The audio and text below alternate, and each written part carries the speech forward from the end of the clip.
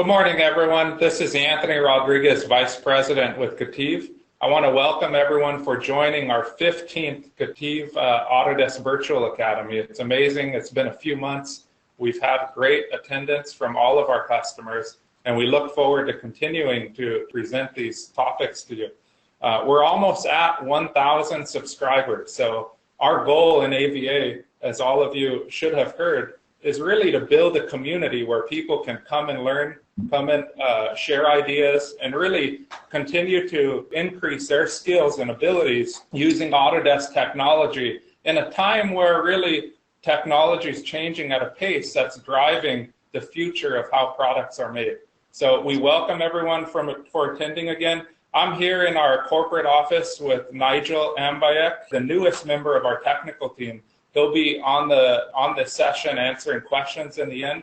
I also, it's a pleasure to have Nicole Morris present. Nicole is our Customer Success Manager. I know many of you on the line that I see in the list have worked with Nicole and I over the several years that we've been here with KETIV. So I want to go ahead and hand it over to Nicole. And again, thank everyone for coming, and make sure you stay till the end so that you can get your questions answered and learn as much as you can from this session.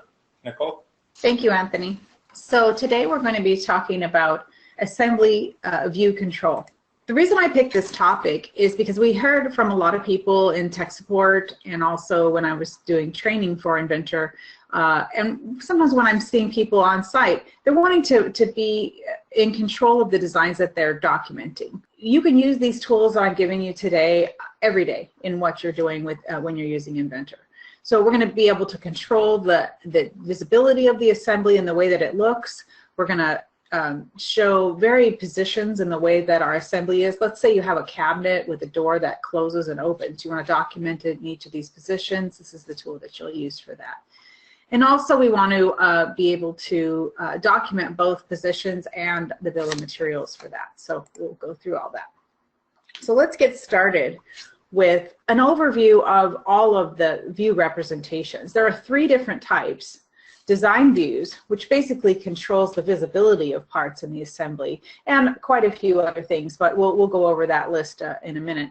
But you can document these different views and also control the bill of materials by using this view rep. The positional reps allows you to control the stages of the movement. So we can document the original and then a different position of that particular object. And I get this question a lot, and I've also got some answers for some caveats that you might run into. You also have the option for level of detail. Now this is something that I'm not going to get into detail today. This is more related to assembly management. And you see I've blown up a little picture here of what that involves. So these numbers at the bottom right of your screen will show you how many documents you have open and then how many occurrences of those documents. So what you can do with the level of detail is you can suppress a lot of your parts in a very large assembly and open that assembly very quickly in a lesser level of detail, and then bring forward the components as you need. So this is a very helpful tool when you're dealing with large assembly. So let's start with design views. Design views can control, as you see, quite a list of things. I'm going to work on a few of these, but particularly you can remember it by the visibility of the objects, the way they look, the color overrides, and also how close you're zoomed in and what orientation you're zoomed in. But I'm going to show you a few others as well. We can document these assembly views with just the visibility and appearance though. So all of the rest of these don't come into play, just the visibility and appearance when we're documenting. We can also link them back to the original assembly. We call that associative. And we can control the bill of materials, and I'll show you how that works. A couple releases ago, they released part design views. So part level design views allow you to control the color appearance of them, and also a few other things like whether sketches are on or work features are off or on. So there's some really nice things in there as well. And you can also document these. Some other areas where design views fall is when you're opening files, you can choose options and choose a particular design view rep so that you're starting off in the area you want to work. This is very helpful, again, for large assemblies or assemblies that are, you want to get right to work and get to what you're looking for. Also, previously, we were able to assign design views to presentations, but as of 2006, you can now edit that. So that's something that a lot of you might not have gone looking for, is that now you have the ability to go back and change that, where before, once you did it, you had to recreate the view. So that's a really nice thing involved in presentations. And if we have time, I'll show you that. So positional representations happen after the fact. So what I mean by that is you've already applied your constraints, you've already your grounding and your whatever you have, and positional constraints actually apply an override to those constraints. So we're applying an override to the value, whether or not it's grounded or not, whether or not it's flexible, and then also you can control pattern spacing. Not the count of the pattern, how many are in the pattern, but the spacing between them. So in this position, it's in, it's here, and in this other position, you've got a larger space in between those. So that can be a very helpful tool as well. We can also document those both in your base views and also using what we call an overlay view. So we'll show all that. So with that, I'll go ahead and open up Inventor and we'll take a look. So just to begin, I want to go over high level. There's this representations folder in your browser of your assembly. And when you expand that, you'll see 3 different sections. This is your design views, this is your positional reps, and this is your level of detail. A default assembly is going to come with a master level assembly. And the master level assembly by default is locked. You can't unlock that. So you always want to have an additional one. What that'll do is it'll allow you to make changes to this without having to do a save. Once you save your model, of course, those are set. So I'm going to make a few of these and show you what I mean. So I'll go ahead and right click here and make a new design view. And this one is going to be called alternate paint scheme. Okay, I'm going to highlight a few of these components and we're just going to paint them. So real quickly, I have a different variation in my paint scheme, just for the way I want to look at it. And maybe in this red paint scheme, I want to be looking at it from this alternate view. And just that quickly, I've made a change to that. So I'm going to go ahead and create a new one. And in this new one, I'm going to change the orientation. I'm going to zoom in, and I'm going to tell it to grab this head and go to the selection option and all of the components that are constrained to it. You see that it highlighted all the way back through here. I'm going to isolate this.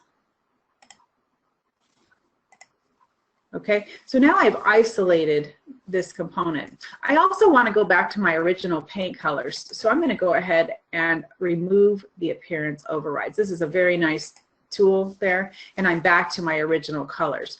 So we'll go ahead and rename this robot head. Okay, so I've got my original, I've got my paint scheme, and I've got my robot head. Okay, I'm going to do another one. And this one is going to be a section of this robot head. You'll notice that the new one copied the last one that was active. So when I go to new, it automatically copies the last one that's active. So that's kind of a nice feature. So when I go to new, I'm going to go ahead and turn on this section. And I'm going to come into the origin and just choose the plane that's going up the center, just to make sure that I'm exactly in the middle. Okay, and you can see, and I want to zoom in on this area and maybe change the orientation a bit. So when I'm in this meeting this afternoon that I'm in, we want to be able to look at the section and see how these things are coming together and make sure our designs are all agreeing. So I want to be able to get back to that really fast. So this can be used while you're working. So I use it to have things that I want to remember. For example, later in this presentation, I'm going to show you, we're going to go back to the default, and I'm going to be working on some constraints. So I'm going to show this one as where I'm going to expand my browser to get this rotate constraint. So I may not remember that in 6 months from now, but I can quickly go to it, and it reminds me where to find that. Okay, so I use that quite a bit. Because again, I might not pick this assembly up for several months. Okay, so from there, that's basically in a nutshell what your design views.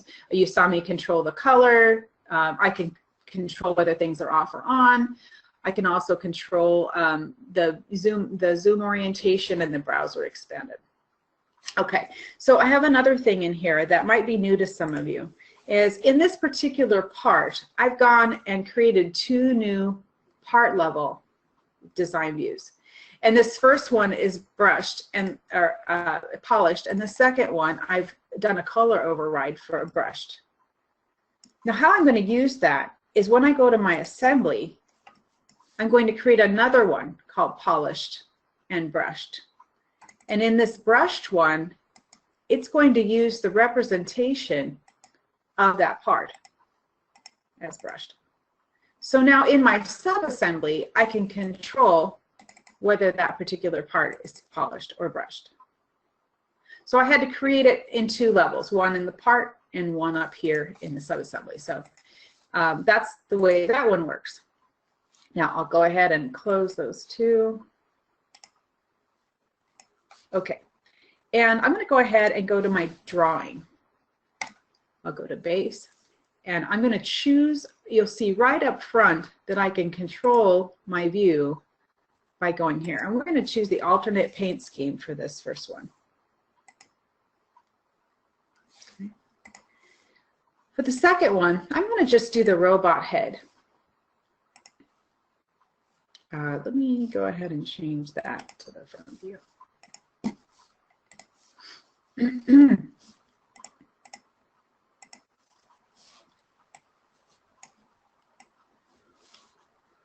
we go. Okay, so one thing I wanted to point out is that you can actually control what is showing in this view. Let me go ahead and put the bill of materials on here first. So when I go to annotate, parts list, I'll choose the view. And right now I've got it set to structured and all levels. And you'll see this is everything. So even though this is all I show, this is everything that's in my assembly. Okay? But I can come into my parts list and turn on a filter that says, just show me what's in my assembly view representation. So I'm going to choose the robot head to control this assembly view representation. Another quick trick here is I can actually hold control, and I can actually select all these parts and right click and expand all. That's a nice tool as well. Okay, so this is just what is showing in my design view here. Now, I want to point out an interesting thing, and this is something I get tech support calls on quite a bit. Typically with the view, you can expand each view and you'll see that the whole assembly is under there, and you can control whether parts are on or off. Okay. So I want to lock that down. If I go back to my, I'm going to associate that with the robot head design view on my assembly. What that does for me is it will allow me to, let's go ahead and do that again. It's going to allow me to control what parts are showing. So I'm going to go back to my robot head, and I'm going to turn on the mid arm. And you'll see that over here, because it's associative, it automatically added it and it extended my bill of materials. You have the ability to lock this view representation. If I lock this view representation, any changes that I make while this is locked, it'll let me make the changes, but it doesn't actually save them. So let me show you what I mean by that. If I turn this on, the visibility of this on, it doesn't actually come forward. So what that does for me is it provides a level of control that I don't get any unexpected things popping up on me. Okay. So you also see that when I go away from it and back again, it doesn't remember that that was on because I did it while it was locked. So it'll let you do things, but it doesn't necessarily keep them because you were locked. Now, if at any time, if I want, I can unlock this, make that additional change, and then lock it again. And that will come forward and update my drawing. Okay, so I'm going to talk about, oh, by the way, also a couple other little housekeeping things about design views. As I mentioned before, when you place a view, you can also choose design views with parts and presentations as well. So before you place them, and it'll control color and visibility, basically, not so much, oh, for the parts, it'll control sketch features that you want to show. You know how you can show a center point or a plane that'll show up as a dashed line. So some nice tools there. But I wanted to show the presentations because that was something that was new that I thought was cool. So when you create a view, you've always had this option to choose which design view that you had here. But in the past, you couldn't edit it at that point. But now we have this option to change the representation. You can mark it associative or uncheck the associative if you wanted to. So that's a really nice feature. I wanted to point that out. So we'll go ahead and close that. And I'm going to go back to this assembly, and we'll go back to our default. So I want to talk about the positional representations. In order to create a positional representation, I'm going to go into my position section, and I'm going to choose, we'll go ahead and see that I've got all of my constraints and everything's available. But as soon as I create a new positional rep, you'll see that everything gets grayed out. Everything that I want to be able to do to it or add to it is grayed out. So while you're in this mode, I won't be able to do any construction. So what that means is this is only overrides to what is existing. That's a good way to remember it. So for this one, I'm going to create one called center weld 1. And in this one, I'm going to control, remember my rotate reminds me which one I have opened. And I'm going to take this constraint and do an override. So my first positional rep, I'm going to go ahead and take this and I'm going to unsuppress, well, the first one I'm going to leave as 180, that's fine. But my second one, I'm going to make left, we'll go right with that. Okay.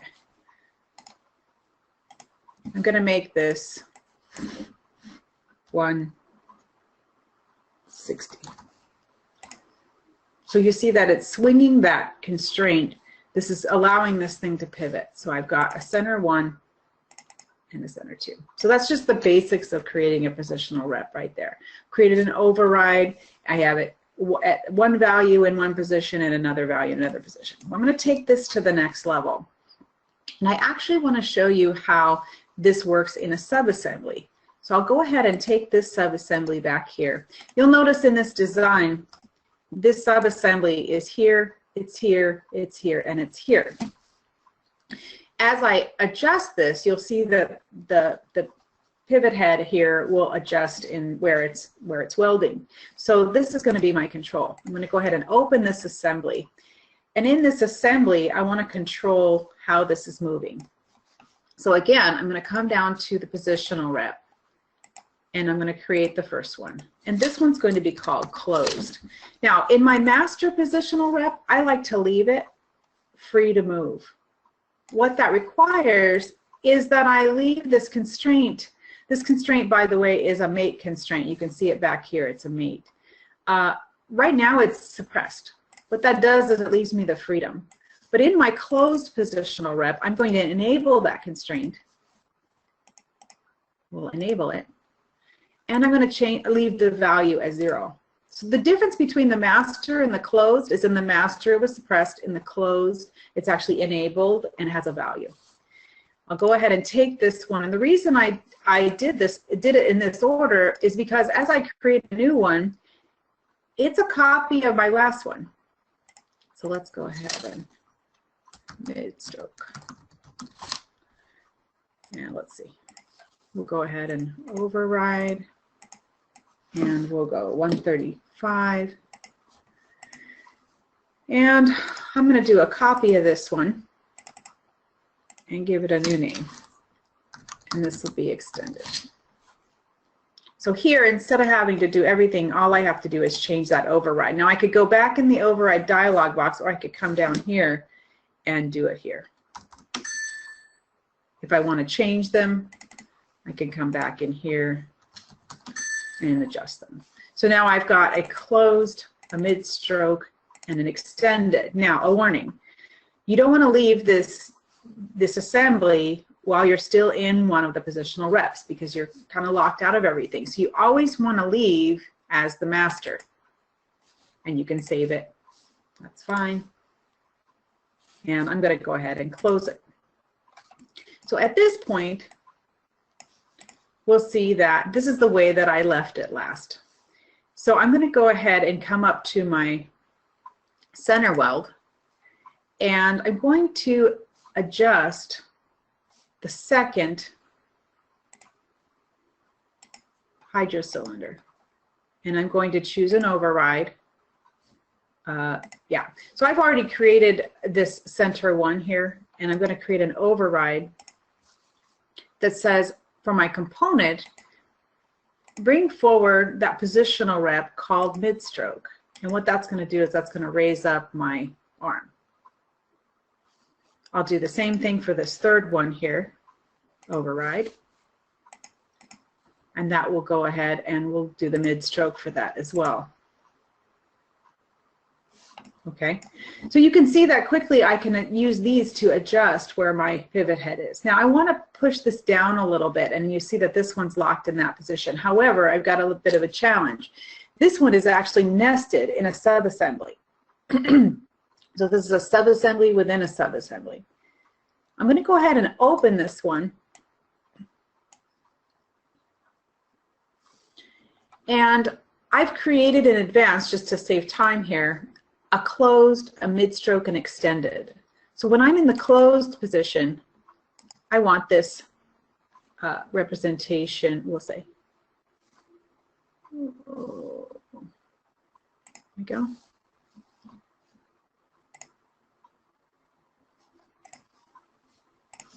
I need an override here. Sorry, I need an override. So closed, I'm in mid-stroke. I'm going to apply the override. Extended, the override. So real quickly, I'm assigning that position to each one of these. So closed, mid-stroke, extended. I'm going to leave it in the mid-stroke and then go back to master. And again, the master is set to be, should be, that's fine. Okay, so as I go back to my assembly here, I can go to this hydro cylinder, not that one, this one here. And I'm going to go ahead, I'm in the center weld, and I'm going to assign an override and choose the mid-stroke. So now what I've done is I'm using this sub-assembly to control this sub-assembly, but it required me to repeat the same design views. So in this sub-assembly, I created those 3 positions, but in this sub-assembly, I created the same 3 positions and referenced those. But that allowed me to do it at my top level assembly. Okay, so one more. I'm going to go ahead and go to this right one, and you'll see that now all of mine are available. I'll go ahead and set this one to extended, and I'm going to come back to the top one, and I'll set this one to be extended as well. Okay, so what this will do is when I go back to my drawing, I can use these views as well, and I can either edit them and choose which position I want, or create a new view that has them, of course, right? I can go to the overlay, and I can choose a positional representation that says this is my representation too. Okay, now if I want to, I can come back and control this overlay and maybe turn off the shading. So in this particular view, I can actually show quite a bit about that. Let's try again. I'm going to actually take a top view of this. I'll move that up here. And then I'll go ahead and put another overlay on top of this. And I don't want that to be shaded. There you go. So these can be dimensioned and whatnot. No.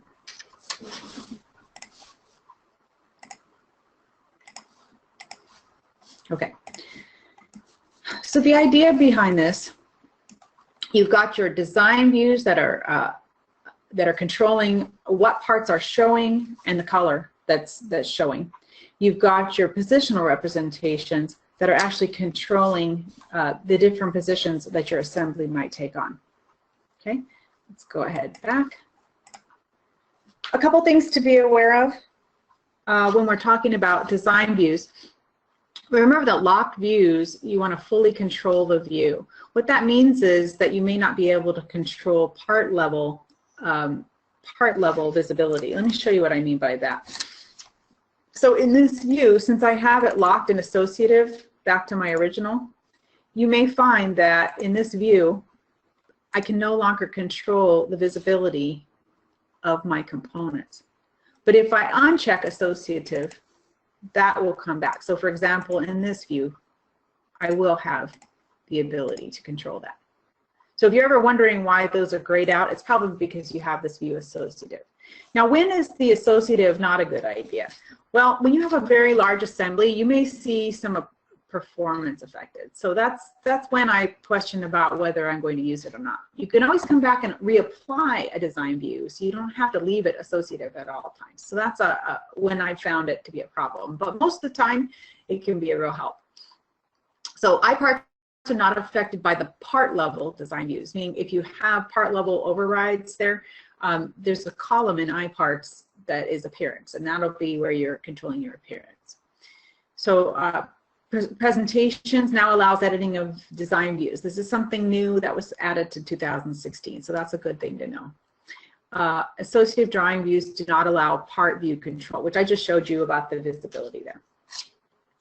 So positional reps, remember to be in the master position when you save. It'll give you a warning if you try to, and it'll actually revert it back to the master, so it's not a big deal.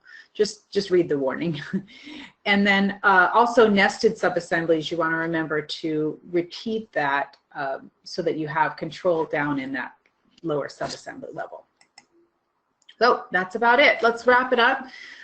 Design view presentations, we're talking about controlling assemblies, and also you can do that at the part level. We're using that for our drawings, and also I showed how we could control our bill of materials.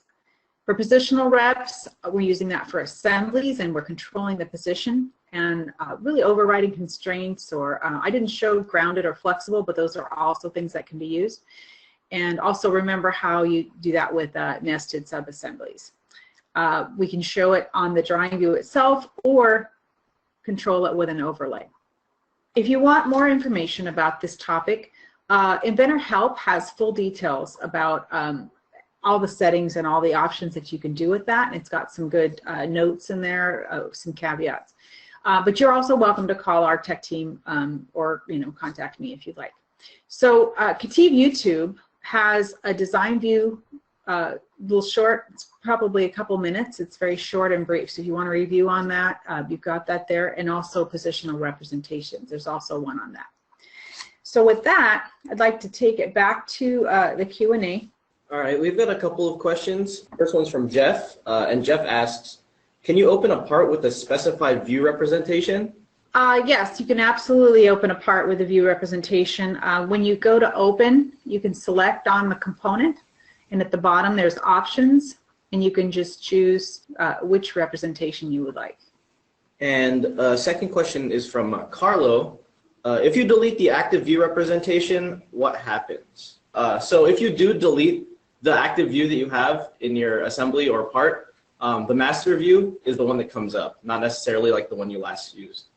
So this one just came in from Aaron. What are the benefits of opening an assembly with a specified view representation? So I think this is relating to that last one that you answered. Sure. Well, with view representations, it's just about the visibility of the part. So it's a quick way to get in where you were last. If you're in the habit and very disciplined about setting your view representation before you leave, it's kind of like having a saved view. So I can get in, I don't have to remember to turn off everything. Maybe I've got the cover off so I can get into it, and I'm zoomed right into where I left off yesterday. Another option is the level of detail. Now, level of detail, like I said, we're probably going to bring up in a large assembly management. The level of detail can be a real help. If you have a huge assembly and you want to get it open quickly and just check something, it's really easy to choose the level of detail. So when you go to open, you select the component, then choose options. Let me just show that real quick.